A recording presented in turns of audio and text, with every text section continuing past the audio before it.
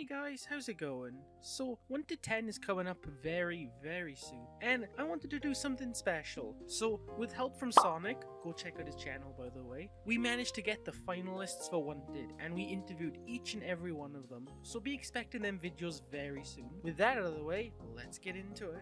So Shy, for those who don't know you, could you introduce yourself a little bit? I'm the Toga guy in the community. I play Toga too much. Everyone loves me for it. I only play Toga Sadly. every day of the week, Mhm. every day of the month, every year. That's a lot of Toga. Never enough. So why did you pick Toga as your main? Were you tier whoring, love for the character, or just because the character was fun? You a bitch or not? That's the question. Did you pick her because she was kinda good, or you just...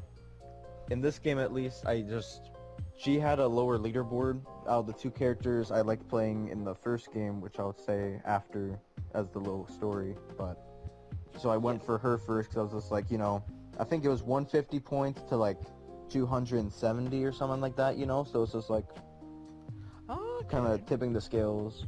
So Yeah. I did that, and then I thought points were going to be a little bit faster because I don't know if it was just me, but just felt faster in OJ1 from the bit of it I played.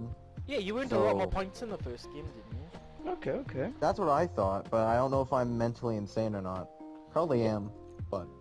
Because in the first game, for the little bit I played of it before OJ2 came out, I played Jiro more, but always wanted to learn Toga more so than Jiro.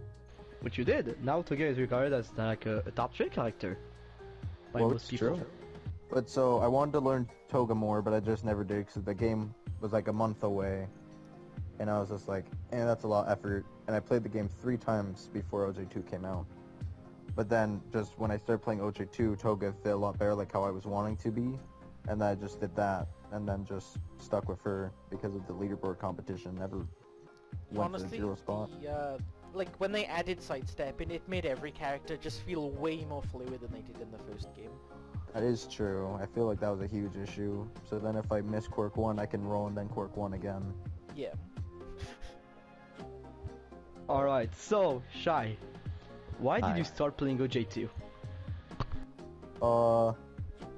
Similar story. I just saw the first game on sale, and whatever, I forgot how, but I just knew the game was coming out a month after, or the month after, so I was like, I'll try it for the $10 it was, since I like the anime. If I like the game, I can buy LJ2. If I don't, then it's like, well, $10 is $10. Yeah. And like I said, I only played it 3 times, but I just ended up getting that game anyway, and then played it a lot before Did you enjoy it Xbox then Rank 3 broke. times?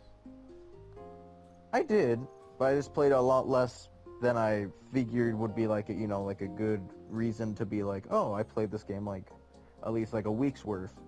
Yeah. Good reason to buy the second game, but yeah, then quit after May came out because the rank system broke. But then someone bought me the game for PlayStation and Switch in December, so then I just started playing it again, even though I had quit. Next question. When did you start competing in this game? Did you compete in any other games before this? Do we mean like general competitive OG2 or like PlayStation, where it's like the real Yeah, stuff? both. Okay, so like I said, around, I think it was December, November, that person bought me the game after May came out. So between that time, I didn't really play. Like, I labbed Kendo and Tetsu a little bit, Yeah. but like I didn't actually play the game because matchmaking, whatever. But then I played that, and I think I did my first tournament on Switch in January or February. Like, I did it before the comp server was created, and it was still being hosted in the Switch server for OJ2. Oh, that was a while ago. Yeah, and then I started doing PlayStation competitive during... It was either before Shinso or like right after Shinso came out, so like during the Shinso era, but I think a bit before that. Yeah. And then I've done every single PlayStation tournament I've joined since then. So what was your favorite moment from Wanted? I have 2. The first okay. one was when everyone just started dogpiling on Shadow, call me Shadow, however you know him as, the guy who played Ida, I think in Wanted 5 or 6? Yeah. I think Yeah, I think... No, it wasn't 4, because it was when Carlos and Tay fought for the second time. It was that same one, I think. Yeah, so they fought, and it was like... You know, Shadow had a solid 2-point lead. He lost the next game, whatever. But then the next 2 games, good amount of rounds, or things where he had huge leads, where he could have broke and had really good advantages with like the wall seam, or just them being down on assists, meter, whatever, and just did not, because he just built different. But then everyone in the commentary booth in the chat is just losing their minds, and then start memeing about in the Discord. And it's like, as much as I feel bad for him, you can't have any sympathy, because like he chose that, you know? Like he could have broken it so many times. He could have just said his cat accidentally hit his controller, and that's why he broke, so he didn't break his coat. Yeah. But no. You mentioned Shadow, but Shadow said you know you wanted 10. But how do you feel about wanted 10? Mid. Oh, okay. Mid. Okay. You sound very confident It's going everyone... into this. What you say? You sound very confident going into this. I could be. It's just I'm not surprised who's in there, but it's like it's not...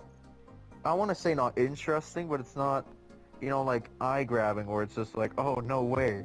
The old wanted champion, the current wanted champion, that Endeavor guy, the other Bakugo, and me, and it's like, no way.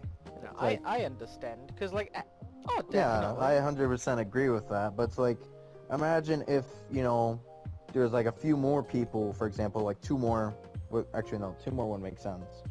However much it would make sense, and just, yeah, 4, and then it was just like, you know, wacky characters like Reviewer again, who only fought, Fallen, so he could be the villain of the bracket.